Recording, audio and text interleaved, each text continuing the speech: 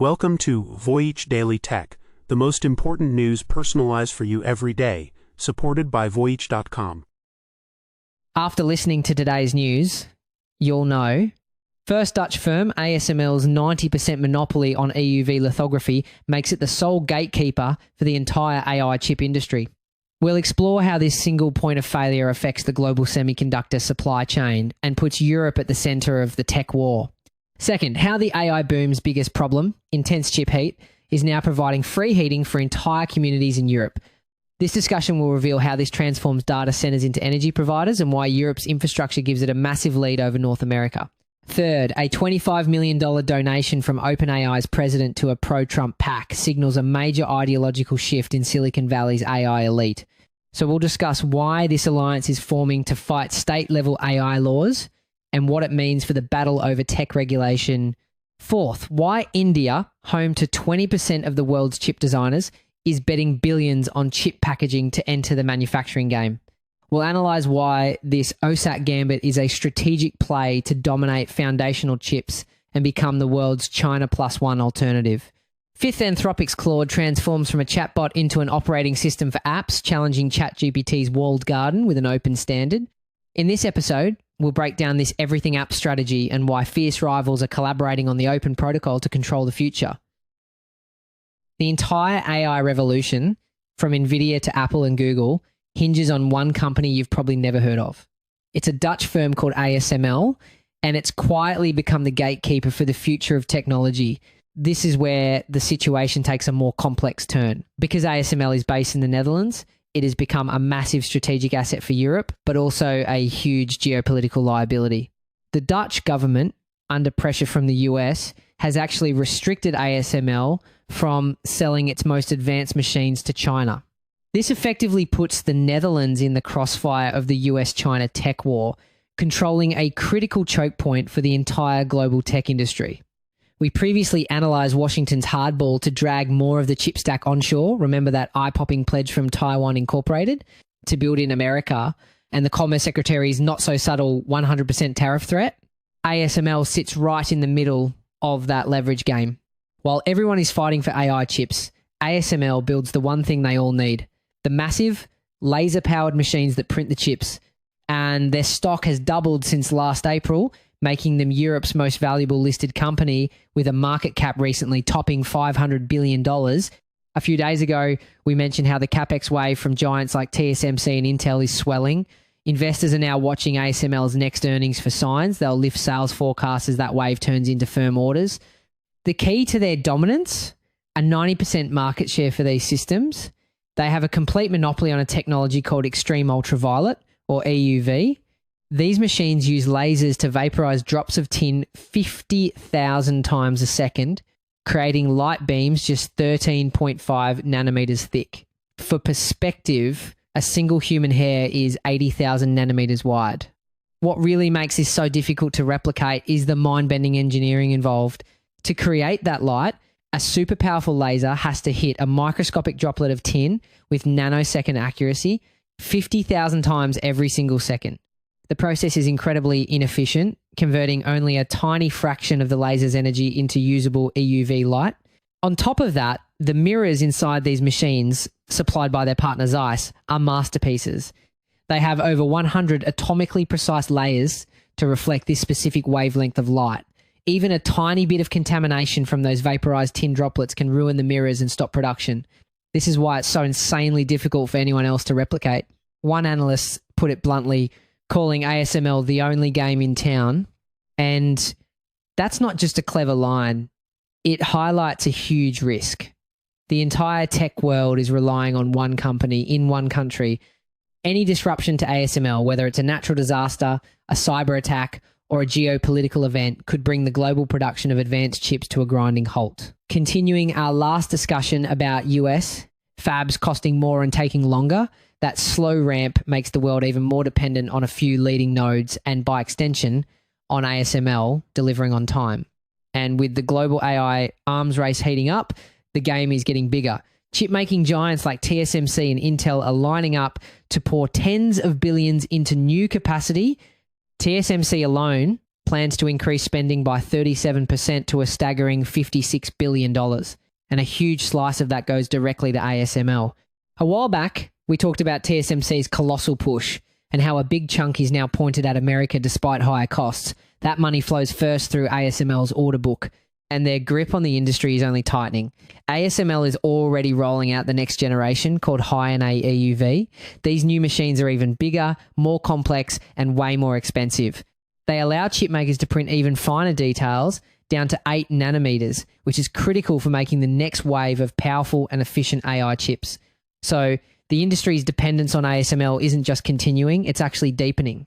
As we've discussed before, wafer output is only half. The battle advanced packaging has been a choke point, but you can't even get to that bottleneck without these tools. But what about competitors? An expert at Tech Insights says switching away from ASML would be like trying to swap a Formula One engine in the middle of a race. With hundreds of billions of dollars at stake, companies are not about to switch vendors. Believe it or not, there's a lithography arms race happening in the shadows. In China, a company called SMEE is making progress with older DUV technology using clever multi-patterning techniques to produce more advanced chips. And here in the US, startups are exploring wild new ideas, like using X-rays and particle accelerators to etch circuits. But these are all years, if not a decade, away from competing with ASML at the high end. The technological moat is just that wide. And while Micron is hedging, taking US subsidies while buying speed in Taiwan, with that P5 fab we talked about, their lithography shopping list still runs through ASML. This isn't just a market lead, it's a technological fortress. While giants battle for AI supremacy, they all must pass through the same gate. And for the foreseeable future, ASML holds the only key. We were just talking about the incredible complexity that goes into making AI chips. Now, let's shift our focus to one of their biggest and surprisingly useful byproducts. Heat, the AI boom, which many worry is an energy nightmare, is now being used to heat an entire university campus for free. In Dublin, students are being kept warm by a nearby Amazon Web Services data center. It's a radical new model where big tech's waste heat is being turned into a community utility, and it's a solution to a massive problem.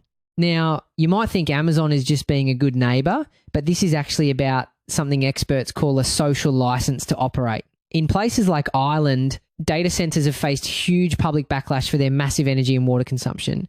By providing a tangible benefit like free heat, these companies build goodwill and address public concerns. In this Dublin project alone, Amazon is heating over 500,000 square feet of buildings and saving an estimated 1,400 tons of CO2 emissions annually. It's a brilliant PR move that's also genuinely good for the environment. Data centers are power-hungry monsters. In Ireland, they consumed a staggering 22% of the entire country's power in 2024, so much that the government had to temporarily ban new ones. But here's the twist that changes everything. The very thing driving this energy crisis, the intense heat from the new generation of AI chips, is also the solution. These advanced chips run so hot, they produce higher temperature waste heat that's perfect for warming buildings directly. What was once a problem is now a valuable resource. This is a pivotal development. The latest AI chips are creating a cooling paradox. NVIDIA's upcoming Rubin series GPUs, for example, are expected to be so powerful they'll require up to 2,300 watts of power each. That's double the previous generation. This extreme heat has forced a switch to direct liquid cooling systems. But here's the key. While that sounds like a problem, liquid cooling is actually far more efficient at capturing high quality, high temperature heat that can be easily reused. So the hotter the chips get, the more valuable their waste heat becomes. This isn't just a one-off experiment. Microsoft is now fueling a district heating network in Denmark. An Equinix data center is already heating 1,000 homes in Paris, and Google has a major heat recovery project at its facility in Finland. The reason this is exploding in Europe is simple. They're already set up for it. Many European cities have what are called district heating systems, basically a network of underground pipes that deliver hot water to buildings, like a utility. In 2024, Europe accounted for nearly half of the entire global market for data center heat reuse. North America, by comparison, was only about half that size, mainly because we just don't have that pre-existing infrastructure. This has experts completely rethinking the role of data centers in our society. As Kenneth Omani, CEO of the thermal engineering company Nexalus, states, we see data centers as energy borrowers and actually as energy generating. His company has patented technology that captures heat directly from chips at 60 degrees Celsius, hot enough to be used without extra equipment. This is a total paradigm shift. One analysis found that by 2035, waste heat from data centers could supply enough heat for at least 3.5 million homes. However, this approach brings both benefits and inherent risks. For instance, what happens if a data center moves, goes out of business, or upgrades to cooler technology in a few years? A city could be left with $1 billion heating network connected to nothing, a stranded asset. To prevent this, cities are getting smart. They're writing new kinds of public-private contracts with things like take-or-pay clauses, which force the data center to pay for a minimum amount of energy, whether they use it or not, and mandatory decommissioning plans that ensure the tech company is responsible for the cleanup. It's a way to protect the public's investment. The end game here isn't just a clever recycling project, it's a fundamental re-engineering of our infrastructure. The vision is to embed data centers directly into the design of our cities and apartment blocks, turning what was once considered digital waste into a primary source of clean heat for entire communities. Speaking of tech companies navigating public perception, the president of OpenAI just made a move that's stirring up a massive political debate back in the States. Greg Brockman, who leads the company behind ChatGPT, dropped a political bombshell with a $25 million donation to the pro-Trump super PAC, MAGA Incorporated. That number is a jaw-dropper. The donation from Brockman and his wife wasn't just large, it was the single largest donation of the entire fundraising cycle, making up nearly 1/4 of all the money the PAC raised over 6 months. And, you know, this kind of move represents a major shift. For years, Silicon Valley's political identity was overwhelmingly liberal-leaning. But what we're seeing now is the rise of a new AI elite that is increasingly aligning with populist and conservative politics. This isn't just about one donation, it's a signal of a potential ideological realignment in the most powerful industry on the planet. This is the latest in a string of examples of tech executives cozying up to the Trump administration. And it's happening as the administration pushes to aggressively back the AI industry and defang state-level regulations that companies like OpenAI have largely opposed. So the thing is, the big tech companies are in a battle with states like California and New York over who gets to regulate AI. They are pushing for something called federal preemption. The goal is to get a single, friendly set of rules from the federal government that would override any tougher laws created by individual states. This is a classic industry playbook, but the resistance is fierce. In fact, the US Senate recently voted 99-1 to reject a ban on state-level AI regulation, showing there's massive bipartisan opposition to letting big tech write its own rules. In return, they've got an administration eager to roll back consumer protections and tech regulation. A new provision from Trump's AI action plan states that AI is far too important to smother in bureaucracy at this early stage, and it aims to bar states from passing their own restrictive AI laws. But the plot thickens when you consider the growing revolt from within the tech industry itself. Following a fatal shooting by federal officers in Minneapolis, tech workers, including employees at OpenAI, have signed a letter demanding their CEOs cancel all contracts with immigration and customs enforcement, or ICE. This kind of internal conflict is becoming a defining feature of the modern tech world. This isn't the first time we've seen it. Think back to Google's Project Maven, where thousands of employees protested the company's work on AI for military drones, forcing Google to back out of the contract. This tension between leadership's political and business deals and the ethical stance of their employees is a recurring battle. Brockman himself went on the record about his political spending, writing that he and his wife started making contributions to support policies that advance American innovation and praised the administration's willingness to engage directly with the AI community. This marks a sharp turn from Brockman's past. In 2019, he co-wrote a blog post about how critical it is to address AI's safety and policy risks before it's created. Here's where it gets interesting. There is an ideological war raging inside the AI community. On one side, you have the safetyists who warn about the potential dangers of AI and demand extreme caution. On the other, you have the accelerationists, or EACC, who believe that rapid, unrestricted technological growth is the only way to solve humanity's problems. Brockman's pivot from a safety-first message to a growth-focused mindset shows a clear alignment with the accelerationist camp. 6 years later, his posts have shifted in tone, highlighting that growth-focused mindset. The $25 million check is a clear signal as the administration works to dismantle regulatory barriers. Top tech leaders are cementing an alliance that gives them unprecedented access and influence. We were just talking about the political chess game surrounding AI in the US, but halfway across the world, India is making its own massive strategic play in the semiconductor industry. Consider this: 1/5 of the entire world's semiconductor engineers are in India. That's a staggering 20%. Almost every major global chip company has a massive design center there. Interestingly enough, there's a huge paradox at play. While India has a wealth of these highly paid white-collar chip designers, it has a critical shortage of the skilled blue-collar manufacturing talent needed to actually make the chips. For years, India has designed the world's most advanced chips, only to send them overseas for manufacturing. The country had the brains, but not the factories. Now, get this.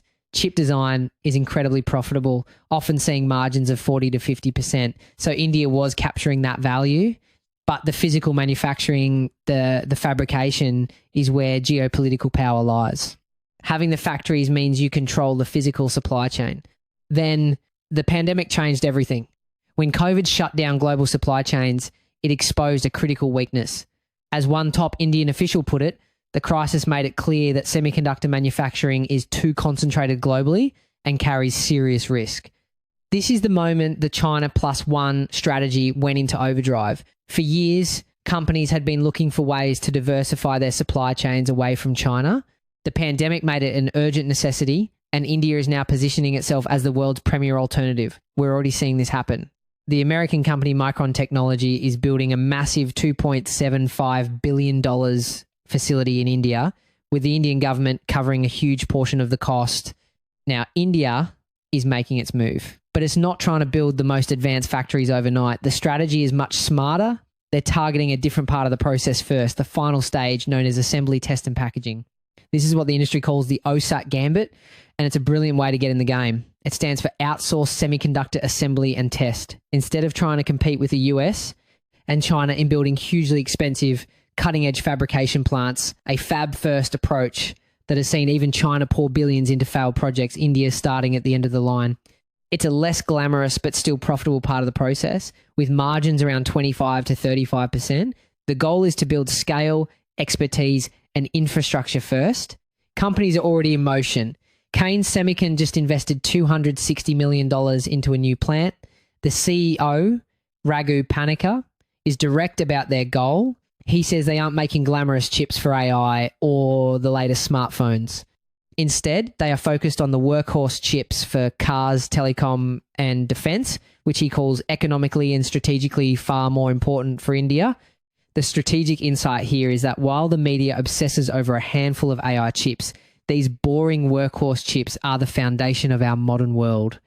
And the market for them is enormous, projected to be worth over $350 billion by 2031. For India, achieving self-sufficiency in these foundational chips creates a different kind of resilience. It means the country's automotive, industrial, and defense sectors are no longer vulnerable to global supply shocks. His philosophy is clear. You build an industry by first serving your own market. Complexity can come later. Scale has to come first. This isn't just about technology. It's a cultural shift. Panikar admits it's a steep learning curve, saying you cannot shortcut 5 years of experience into 6 months. That is the single biggest bottleneck. And that bottleneck goes right back to the talent paradox we talked about. You can build a factory, but you need people who know how to run it. This is why we're seeing new initiatives like the Japan-India Institute for Manufacturing, which aims to train thousands of young people in the specific practical skills needed for advanced manufacturing, bridging that gap between design theory and factory floor execution. This is the beginning of a long journey. India is making a calculated multi-billion-dollar bet to transform itself from the world's chip design hub into a new indispensable link in the global manufacturing chain. So we've gone from the machines that make chips to India's strategy for packaging them. Now, let's move up the stack to the software layer, where the entire concept of a chatbot is being completely reinvented. Anthropic's AI, Claude, is no longer just a tool that gives you text back. It's becoming a full-blown operating system. what this actually means is that instead of you jumping between different apps, the AI is becoming the central hub that brings all your tools to you. As of today, you can run interactive apps like Slack, Canva, and Figma directly inside the chat window. We're talking about drafting and sending Slack messages, customizing entire Canva presentations, and managing projects in Asana without ever switching tabs. You don't just read about the results, you can now see, explore, and visually refine them in real time. This is a massive shift, turning Claude into an everything app that aims to be the central hub for your work, a model directly inspired by China's WeChat. And this is a direct echo of a strategy perfected in China. For those who don't know, WeChat in China isn't just a messaging app. It's a single platform for paying bills, ordering food, booking appointments, and 100 other things. It's the operating system for daily life. And that is the exact playbook these AI companies are now following. A while back, we broke down another shock collaboration. Apple planning a sweeping Siri overhaul by tapping Google's Gemini. Frenemies partnering to move faster. That thread runs right into today's news. It's a direct shot in the escalating war for AI dominance, as ChatGPT has already launched its own app ecosystem. However, if you zoom out, you'll see another layer of strategy at play. Their approaches are completely different. OpenAI's ChatGPT is building a classic walled garden, like Apple's App Store, where they control everything. Anthropic, on the other hand, is pushing for an open standard that any AI can use. Back then, we said Apple's move was a pragmatic bridge while it keeps building its Omni-device vision. Likewise, Anthropic is betting that an open standard can compound faster than any one company's walled garden. It's a battle between a closed, proprietary kingdom and an open, collaborative frontier. The race is on to become the new command center for your digital life. But the secret weapon making this possible is a shared open source protocol called MCP. Now, a protocol is just a set of rules that lets different computer systems talk to each other. By making it open source, Anthropic is essentially giving away the universal translator that allows any AI to connect with any app. We previously analyzed that Apple-Google frenemy deal. The latest development is even more coordinated. Rivals aren't just integrating apps, they're standardizing the plumbing itself. That's right, tech giants like OpenAI, Google, and Microsoft have all joined a foundation with Anthropic to advance this shared technology. These fierce rivals are quietly collaborating on the very framework that will power the next generation of AI agents. When we place their brutal market competition alongside this quiet collaboration, the contradiction becomes clear. So why team up? After all, they're trying to prevent the market from splintering into 1,000 incompatible pieces. By agreeing on a common language now, they build a collective moat, setting the rules of the game and making it much harder for new challengers to break in later. And as we said a while back, staying at the frontier is astronomically expensive, so agreeing on common plumbing reduces duplication, spreads the cost, and accelerates adoption. This isn't just about a cooler chatbot. This is a coordinated move by the biggest names in technology to completely redefine how we interact with the internet. And we need to ask ourselves what this means for us. Funneling your entire workflow from your designs to your private messages through one single AI interface is incredibly convenient.